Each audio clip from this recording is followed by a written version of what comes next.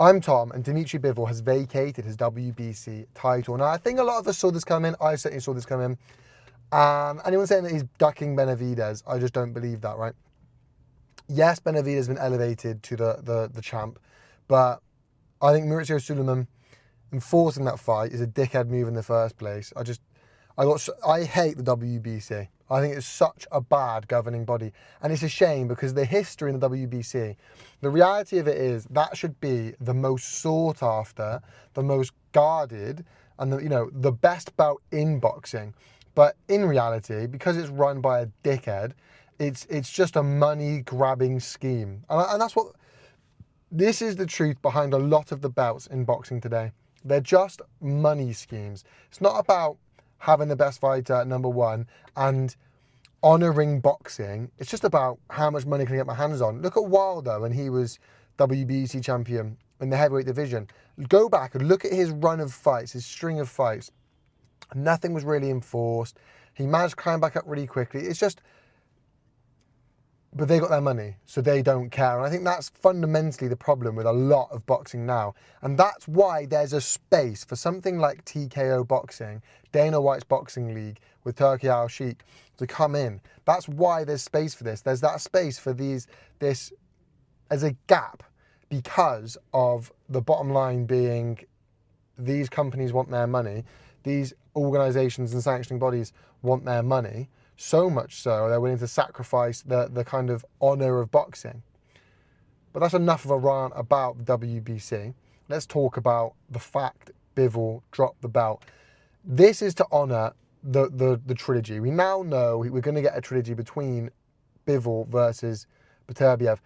Was that the right move? I think probably yes. Certainly that I can remember, this is the first trilogy where we've got back-to-back fights.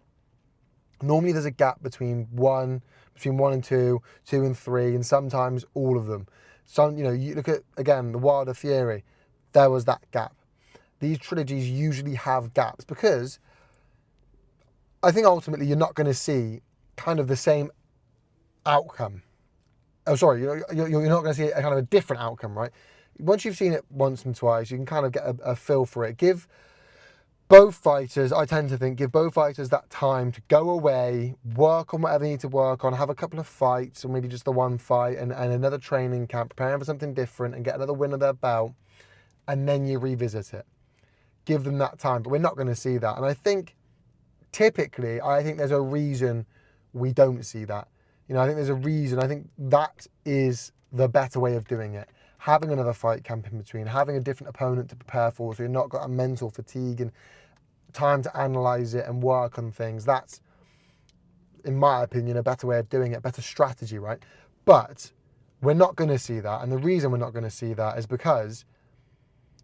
probably because of their age. Bivol's not a spring chicken, easily wanting to get on with his career, put his trilogy behind him and either fight Benavidez, right, or somebody else. And Beterbiev's just not got time on his side kind of at all. He's only got at most 3 fights left. I mean, that's at most. He's phenomenal. I'm not saying he hasn't. I'm not saying he's not still at that level, because he is still at that level. And I think we saw that in the last fight, right? I think we saw that he can still mix it at that level. And I fully expect him to beat someone like a Benavidez. But I think for the first time in the last fight, we actually started to see that decline. I think for the first time in the last fight, we actually started to see that age is catching up to him, at least to some extent. And a grueling training. It's not just the fights. It is everything else. It is the grueling fight camps you put yourself through. It is the rounds and rounds of sparring you put yourself through. That fatigue is going to catch up with you. And when you're preparing for an opponent like Dmitry Bivol, let's not forget, Beterbiev had stopped every single opponent he'd fought. He'd stopped everyone he'd fought.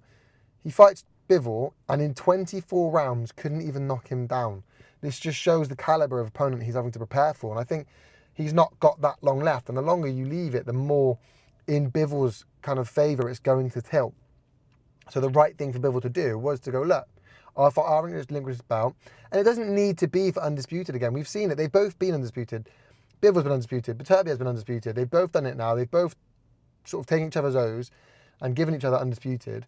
And now the winner of this trilogy can go on and do it again against Benavidez and give Benavidez that chance, right? But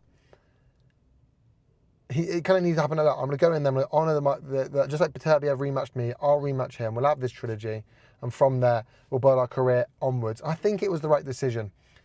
I'd like to have seen Beterbiev versus Benavidez, to be fair. And with the winner fighting Bivol.